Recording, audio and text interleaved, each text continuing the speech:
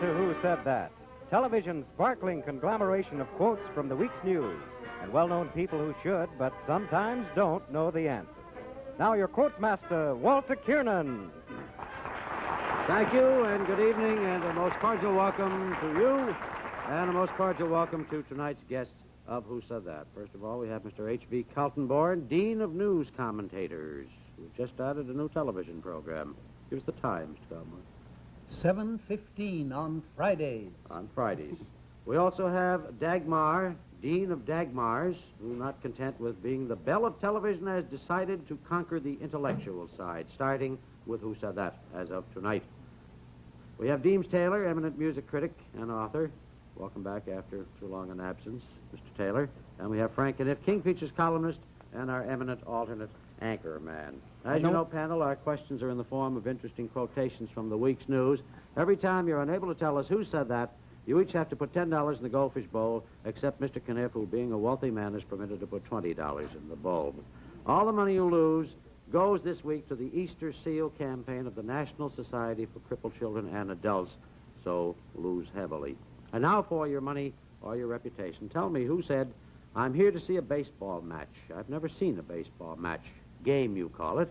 Where is there a good team in these parts? I'm going to be in Washington. Is there a good team there?" Mr. Kaltenborn.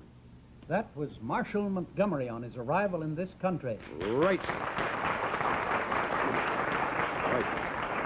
But actually, he isn't here to see baseball. He's here to inspect some of our military bases and to get some up-to-date information on what's going on in a military way. Mm-hmm. And he'll carry that back to NATO over in Paris, and will, we hope, use it to good advantage in helping Europe to arm up.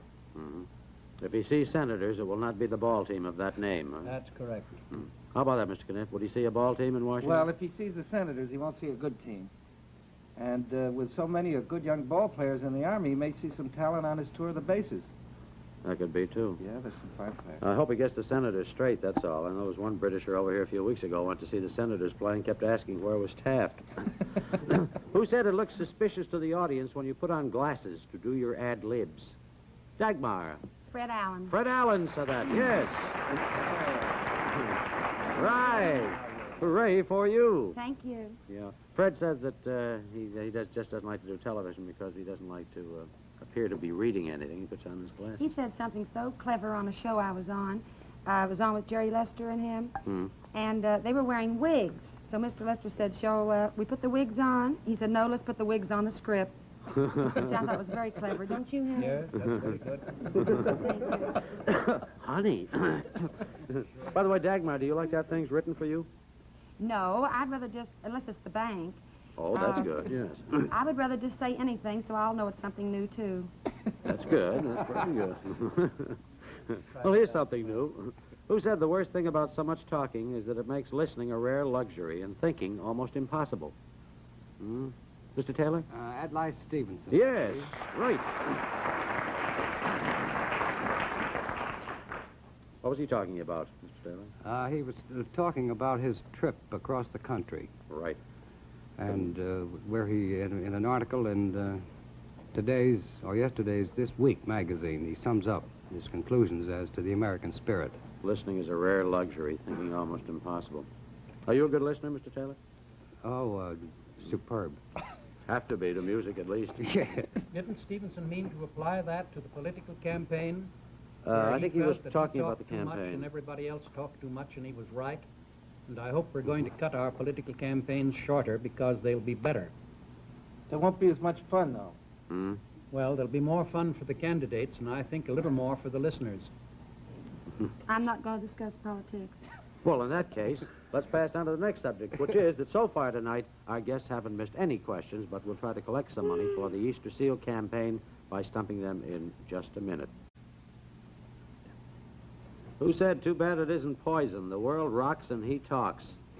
Dagmar. That kind old lady, Lady Astor. Right, yes, Lady Astor said that.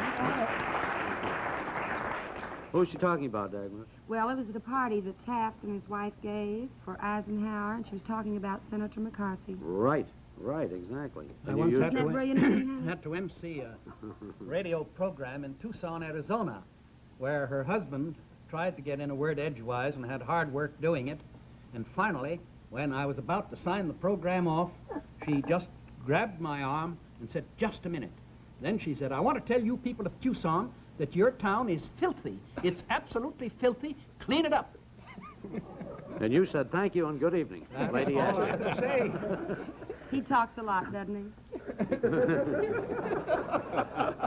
Well, if I had your looks, I wouldn't have to do so much talking. Dagmar. Isn't that sweet, honey? You just stick around. You'll have him. I think he has now, but in a I different think way. he's very handsome. Very handsome. Who said the legalistics involved are beyond my comprehension? Dagmar, again. Frank Sinatra? Frank Sinatra said that, I yes. like him. He's very thin. I hope I'm not answering too many. No, you go right You're ahead. doing very well. I've got a very good seat at this panel. I got the best seat in the studio. I hope I don't feel bad. No, I know you don't. What was he talking about, do you know, Dagmar? Taxes. Right. Yes, the government slapped a tax lien on him of $109,997. Oh, by the way, didn't you make a trip down to Washington some time ago for the entertainment industry? Well, I On was a down tax there rebate working in thing? Washington, and I'm going to try to pass a bill for people in show business. For you, dear, and for you two boys. I don't want to neglect you. Thank you, dear. For everyone in show business to try to get their taxes over a period of years. Because they only have from about 7 to 10 years, most of the entertainers. They're not all clever like you. And they have to save their money, you know, if they put over taxes over a period of time. Otherwise, they'll go to the poorhouse. So I'm going to present this bill to Senate and see what I can do for them. Or maybe they can take 10% off the top and put it in war bonds and give it to them. Whatever's fair, I'm for, and I think those little old senators will help me. Won't you, boys? I can't imagine any holdouts myself. Thank you.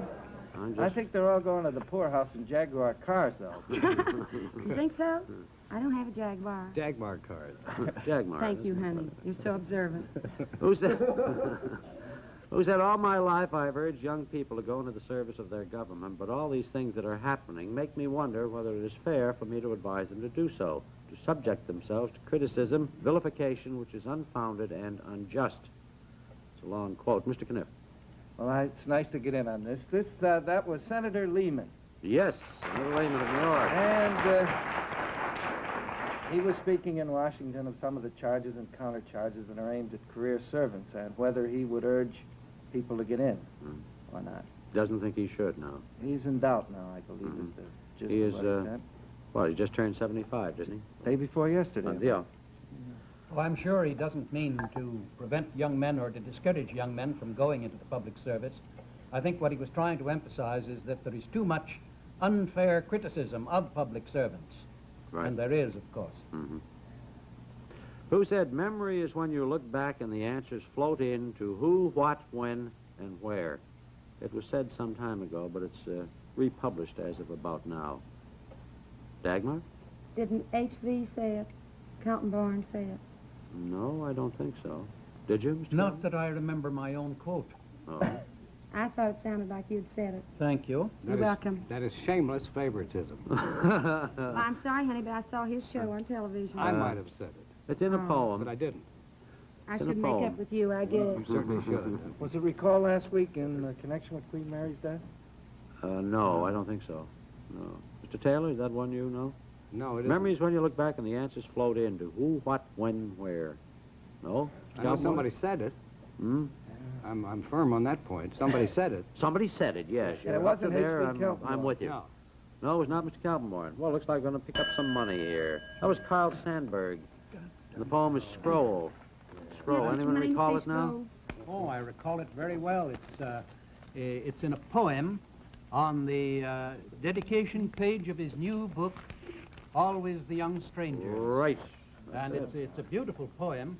Why it escaped me, I was too interested in looking at Dagmar. There That's you what are, I huh? thought. I thought that's what... Then I should give you your $10 back. Well, I have a feeling a lot of things are going to escape you tonight. well, This is I've not looked like at you, Mr. Dagmar, and that's Kaltenborn. worth $10. Thank you, darling. You have excellent taste. Who said if we are to permit the opposition to ruin the reputation of every person that we elect chairman of the Republican National Committee, no one of any consequence will be willing to serve? Mr. Mr. Kaltenborn. Well, I should think it would have been said by Mr. Roberts, who has just been displaced as Republican chairman. No, it was not said by Mr. Roberts. Said about him? Said of him, of course. Yeah. Yeah. Well, then, let's see, who would have said it? Political figure, Yeah. not so well What known. was that again? Mr. Roberts, if we're to permit the opposition to ruin the reputation of every person that we elect chairman of the Republican National Committee, no one of any consequence will be willing to serve. Mr. Kniff? I don't know. No. Mr. That's Taylor? not the opposition's been ruining his reputation. It's been the Republicans themselves out there in Kansas, Governor Landon and his coterie. Mr. Taylor? I wish somebody would guess right. I've got Dagmar, $10 this is the that one I'd you like don't to know. keep. You've been It's, very sharp. Ezra Taft Benson? No. Did Well, you get Dagmar that steer guessed from that. I'm Dagmar? just quoting her. oh, don't be a tattletale now. Now everybody will know. Well, I think you'll have to dig again. That was Oh, crap, to goodness. a gentleman named Wayne Hood, member of the National Committee. Oh, He's chairman of the Wisconsin never heard of him. Gee, State Republican. Nobody ever heard of him. That's a steal. Well, he heard of him, and he's going to be a little angry at you if you didn't hear of him. That's all I can say. I give with a good heart. Mr. Hood said that.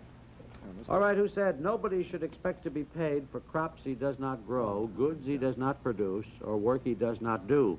When that happens, somebody is stealing from somebody else. Dagmar. Ezra Benson. Yes, He Ezra just told Benson. me. I just told her what she told me on the previous question. Only Why she did was I think he said the other thing? I have no Because idea. you were That's all thinking I of could this think thing. Was I, honey? Because you didn't say this one, I guess. Yes, the new Secretary of Agriculture. How about that policy, Mr. Gallimore? Well, it's a sound policy. Certainly, a man shouldn't expect to be paid merely in order to increase his profit. I can see that the government should step in to prevent a man from experiencing a disaster or to help him to recover from a disaster. And in farming, there are frequent disasters caused by weather, storm, other conditions. But I think we've gone in for a policy of subsidizing farmers to the extent that they are almost charity cases, and the farmers themselves don't like it. And I think Benson represents a new line of thought in the Republican Party which is taking hold and which will result in a sounder farm program. Who said he's shooting a U.S. battleship today and he'll be shooting another battleship tomorrow? Me.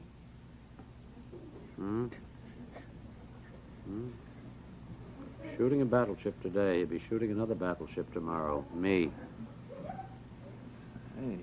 May never have been said. I don't know. It's supposed to have been said. Doesn't make good sense. Mr. Kniff? Was that the USS Missouri said that? That said it? Yeah. No. I remember a real good friend of ours on this panel, Bob Considine. He had a great, not a parody, but a great takeoff on... No, not the USS Missouri. Nobody knows who said that? He's shooting a U.S. battleship today, and he'll be shooting another battleship tomorrow. Me. Huh? What you said about that. No one knows. More money in the bowl? That. Well, what? Dagmar, were you about to say something? One time I said something about a battleship, but it wouldn't be me. Yeah, it would be you. Aren't you ashamed of It yourself? would be you, yes.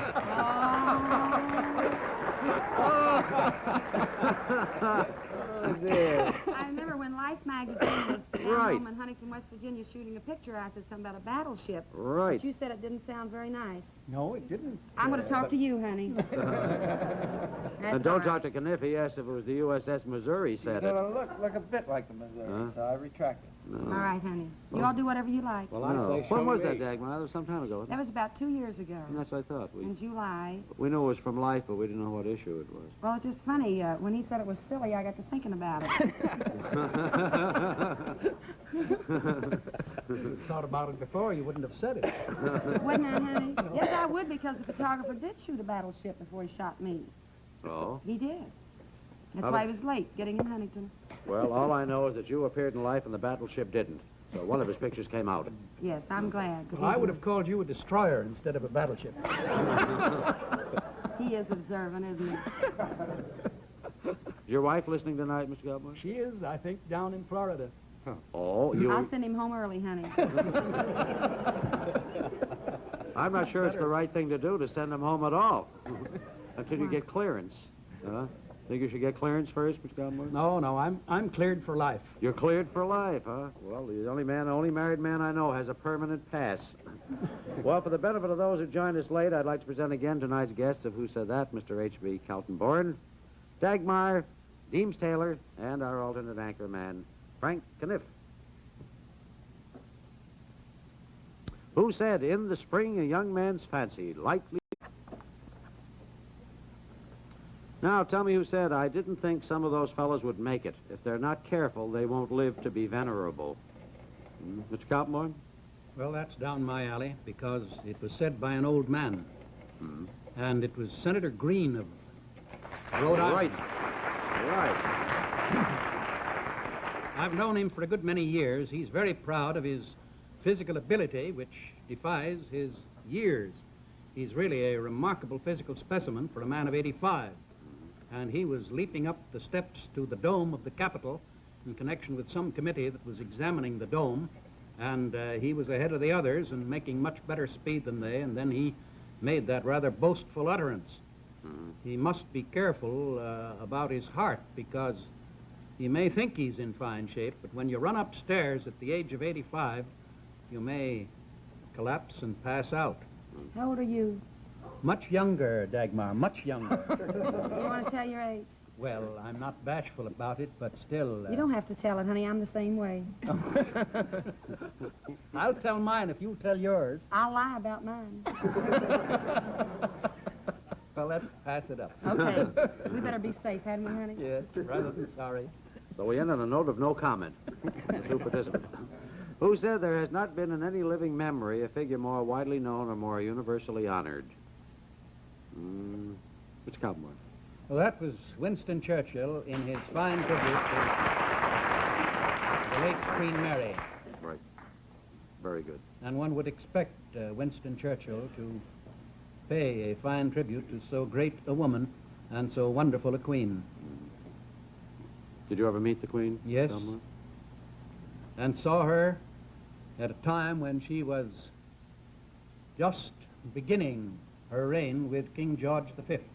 I saw them both in March 1914 in Paris at a gala performance in that beautiful opera house there, where she and King George marched up that beautiful circular stairway of the great Paris Opera with all the lights extinguished and only candles, and the uniformed concierge of the opera walking backwards up those marble stairs ahead of them, and here was Queen Mary with her crown on her head in a beautiful brocaded gown with a long train and two stalwart lines of guardsmen standing on both sides with swords at attention, and it was as magnificent a picture as any that I've ever seen when that royal couple marched up those stairs to go into the foyer of the Paris Opera. And after that ad-lib commentary, we know why you've been in radio for 22 years. What was That 32? was beautiful. 32. May I ask a question? Magnificently done. Mr. Certainly, Taylor. honey. You go ahead. What was the show that night? It was a mixture of one act from each of 5 operas. Sort of a palace theater show. May I ask a question, Waller? Obviously. Where was Senator Green? That You there? night? Yeah. Bounding up the stairs of the Capitol, I guess. I don't know. I haven't been to Europe, so I don't know a thing about that. Have you been to the Capitol? In New York, In New York will do. yes, and in Washington, but I haven't been into Europe. Who said this is corny, but it's been proven to me that hard work pays off. I'm the result of almost 20 years of it. Keep punching, keep healthy, take your vitamins, listen, listen, listen, really listen, and you'll learn. Dagmar. Rosalind Russell. Rosalind Russell, yes. Saved you $10. Doing a swell job in a wonderful town. Is that good advice for musical artists, too, Mr. Taylor? Definitely. Hard work. Hard work. Listen, listen, listen. Really listen. Do musical artists pay much attention to critics? Only if the critics are favorable. Oh. Otherwise, they call it destructive criticism. Oh. None really ever thank you for some tip that you give them? 2 or 3 of the big ones have, yes. When you give me a good write-up, I'll thank you, honey. No matter what I say. Yes, I'll thank you. Because if it's your opinion, that'll be all right. And I'll spell your name right. Thank you. That's the important thing. Yes. Is it? Certainly. Well, I didn't know that. Oh. I've never done a musical comedy show yet. I'd like to do I never Daisy reviewed May. one yet. Daisy May, wonderful. I'd like to do because if no one minds, I'd like to say a few words about Huntington, West Virginia. Well, why don't you? I'd like to. That's my family are watching tonight. Hello, Oh. everybody. My mother and father, my brothers and sisters are all watching, and I'm a hillbilly. That's How why I many, like- Dagmar? Well, I have 3 brothers and 3 sisters. There's 5 of them at home tonight watching. What a Nielsen we get in Huntington tonight. Yes, they're all watching. I'll call you all later. Any messages you want to give now? I mean, the tolls are probably high, you know. No, I understand that you can't talk directly to anyone on television. It's against the law. No, you can't do it. I can look at you and talk to them. That's all right. I did want to say hello, though. What's one of your brothers' names? Well, I have to say all 3 of them. Oh, tell me who your brothers are. Oh, my brothers are Jack Egner and Bobby Joe and Danny, and my sisters' names are Jean, Marianne, and Teresa. And mine is Dagmar. And yours is Dagmar. And Mother's name is Spicy, and Daddy's name is Ray. Spicy? Isn't that cute? Love And it. she was born in Sugar Tree, West Virginia. And name's Spicy. Now, everybody thinks I'm kidding, but that's true. No, most people are born on the ground. That's a new one. I think it's very unusual. She married Daddy on the school bank. Really? She was a school teacher. I think we better get off my family now and talk about theirs. All right, let's get back to the program for a moment, All right. huh? Shall we, just for a moment? Who said England anticipates that, as regards the current emergency, personnel will face up to the issues and exercise appropriately the functions allocated to their respective occupation groups? Said ironically. Mr. Kniff. That was A.P. Herbert. Yes. And he said it in an ironic commentary on how official channels would have expanded that England expects every man to do his duty. Right. That's the way it would have come That's out. the current translation. That's officialese. England anticipates as regards the current emergency. I love the way he drew that one out there. Here's an unusual type. We're not going to charge any penalty on this one because this is a timeless one. This is not in the week's news. We just wanted to have some fun, see if anybody recognizes it. Who said, if one hears bad music, it is one's duty to drown it by one's conversation? This is not a current quote. Said many years ago. It's in literature, with which I think you're all familiar. One Shaw hears- might have said it. Who? George Bernard Shaw. No, it's not Shaw. Scarborough. We used to have Shaw on every program on who said that. We changed. We have a new writer.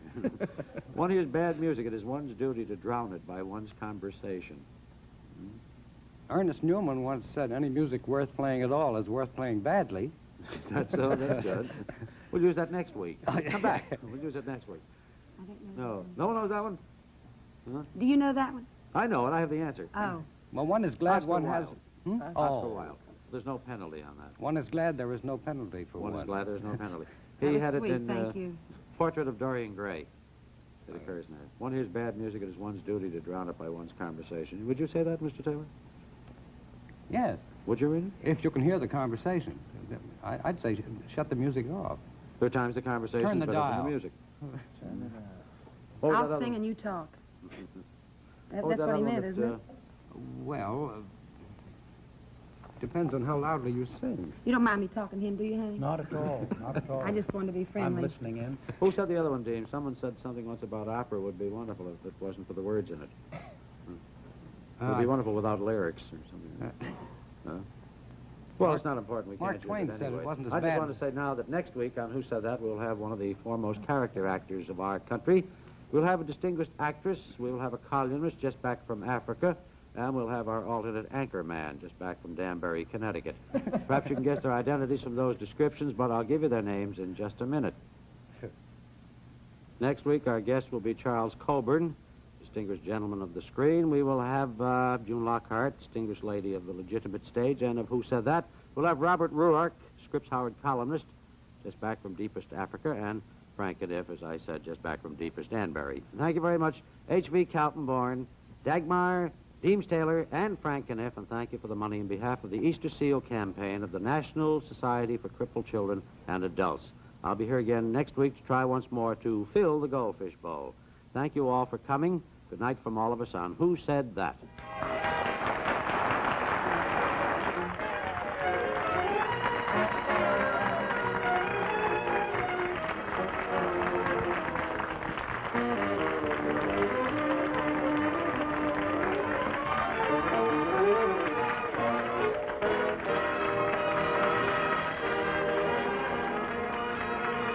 Tune in